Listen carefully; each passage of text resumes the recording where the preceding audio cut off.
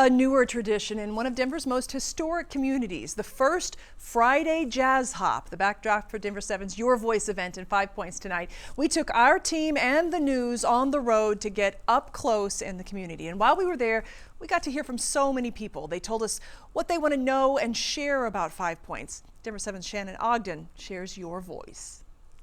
As part of our Denver7 Your Voice special coverage here in 5 Points, we decided to carve out a couple of hours just to sit and listen to members of the community. So I want to share some of that with you. First up, Sharita Brown, an author, and fiance James D. Chapman Jr., the Button Man, an artist.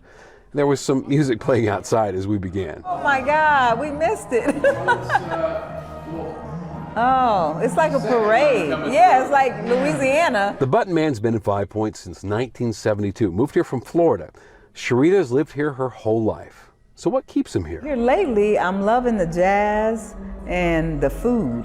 Yeah, so yes, I mean, it's like I grew up here as a kid and then my adult life was in Aurora, and now I came back and I feel like, yeah, it's vibing. She's back home with me.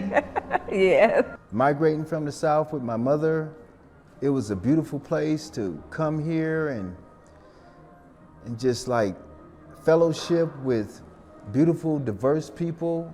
Next up, Charles Foster, a man of many passions, and the preservation of 5 Points seems to be at the core of most of them.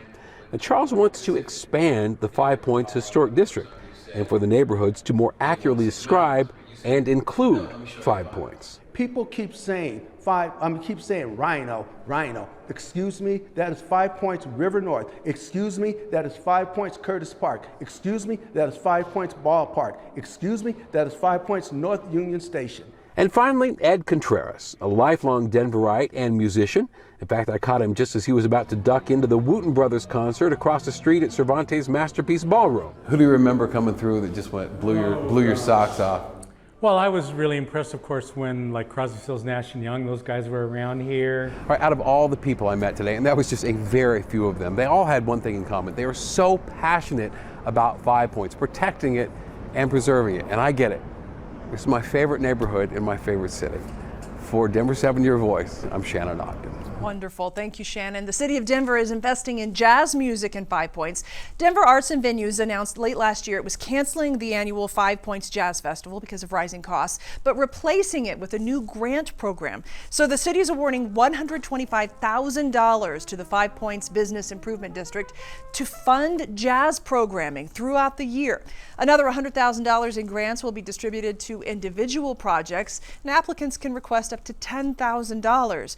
The city says it saw a huge response with 51 applications submitted. I think it's a really great pool of applicants to select from. I was just looking through the applications now, and obviously lots of music, lots of musicians that are applying and wanting to continue to play in 5 Points with great ideas around jazz music.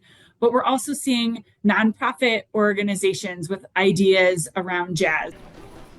Now, the first round of applications is closed, but a panel will meet this month to review those applications and then announce the recipients in a few weeks. And I had the chance to check out the growing culinary scene in 5 Points. This neighborhood has been recognized for having some of the best eats in the city. So you can find everything there, from decadent Southern-style breakfasts at Mimosas to mouth-watering burrito tacos at Taco Uprising. Also classic New York-style bagels and pizza. And you can't talk about food in 5 Points without mentioning the famous Welton Street Cafe. We are the OG on the block. You're the OG. We're the OG. Everything has changed along the Welton corridor except Welton Street Cafe. Every community has their own version of a turnover. And so ours is a pate. So you have like calzones, you have empanadas, and this is what delicacy we brought to our community as Caribbean people. I will tell you, that was delicious to see all 7 restaurants in my taste test adventure. And all of our stories from 5 Points today, visit our website, Denver7.com. And I want to hear your voice about what's important in your community. Scan the QR code on your screen to connect with me, or you can email me at the address there, jacqueline.allen@denver7.com.